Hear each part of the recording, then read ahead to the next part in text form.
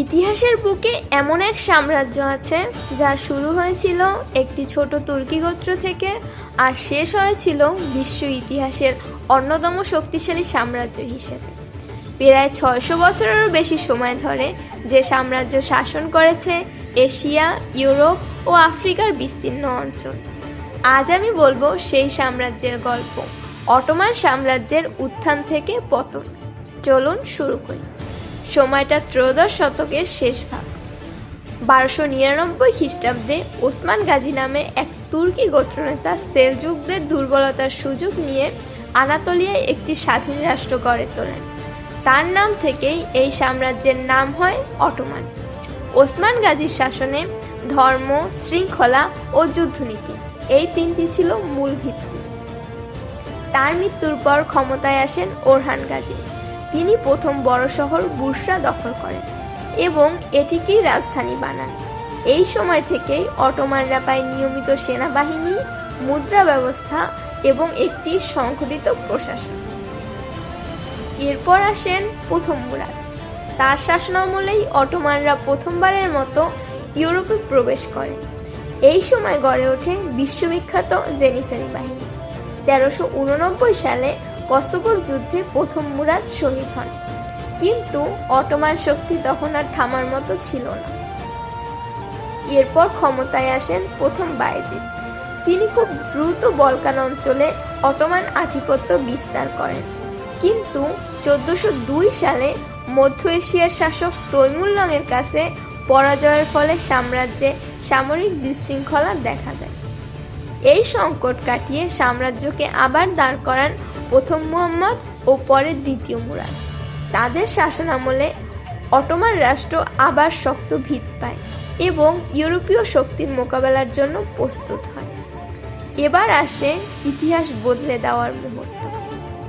১৪৫৩ সাল। মাত্র ২১ বছর বয়সে সুলতান মুহাম্মদ ফাতিহ জয় করেন দুর্ভেদ্য নগরী কনস্টান্টিনোপল। এই বিজয়ের মাধ্যমে বাইজেন্টাইন সাম্রাজ্যের অবসান ঘটে এবং অটোমানরা পরিণত হয় এক বিশ্ব শক্তিতে। কনস্টান্টিনোপল নাম পরিবর্তন করে রাখা হয় ইস্তাম্বুল। ফাতিহের পর আসে দ্বিতীয় বায়েজিদ। তার শাসনামল ছিল তুলনামূলক শান্ত। এই সময় শিল্প, শিক্ষা ও সংস্কৃতি অটোমান সাম্রাজ্যে আরও বিকশিত হয়। এরপর ক্ষমতায় আসেন প্রথম সেলিম। তিনি সিরিয়া ও মিশর জয় করেন এবং ১৫১৭ সালে খেলাফতের দায়িত্ব অটোমানদের হাতে আসে। এর মাধ্যমে অটোমান সুলতানরা শুধু শাসক নন, পুরো মুসলিম বিশ্বের খলিফা হিসেবেও পরিচিত হন। অটোমান ইতিহাসের স্বর্ণযুগ আসে সুলতান সুলেমান আল কানুনির সময়ে। তার শাসনামলে সাম্রাজ্য পৌঁছে যায় সর্বোচ্চ ভৌগোলিক বিস্তারে। তিনি শুধু একজন বিজয়ী নন, একজন আইন প্রণেতাও ছিলেন। এই কারণেই তিনি পরিচিত ছিলেন কানুনি, অর্থাৎ আইনদাতা নামে। সুলেমানের মৃত্যুর পর ধীরে ধীরে অটোমান সাম্রাজ্যে দুর্বলতার লক্ষণ দেখা দিতে শুরু করে। হারেম, রাজনীতি, জেনিসারি বাহিনীর শৃঙ্খলাহীনতা এবং অযোগ্য শাসক সব মিলিয়ে সাম্রাজ্যে পিছিয়ে পড়তে থাকে। ইউরোপে যখন শিল্প বিপ্লব শুরু হয়, অটোমানরা তখনও পুরনো ব্যবস্থার মাধ্যমে আটকে ছিল।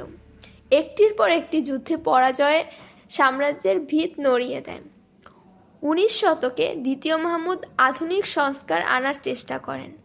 তিনি জেনিসারি বাহিনী বিলুপ্ত করেন এবং আধুনিক সেনাবাহিনী গঠন করেন। পরবর্তীতে আসে তানজিমাত সংস্কার, কিন্তু ততদিনে অনেক দেরি হয়ে গেছে। শেষ শক্তিশালী সুলতান ছিলেন দ্বিতীয় আব্দুল হামিদ।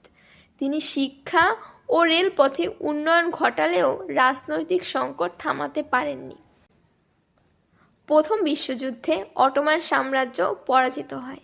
১৯২২ সালে সুলতানি শাসনের আনুষ্ঠানিক অবসান ঘটে। এরপর মুস্তাফা কামাল প্রতিষ্ঠা করেন আধুনিক তুরস্ক রাষ্ট্র।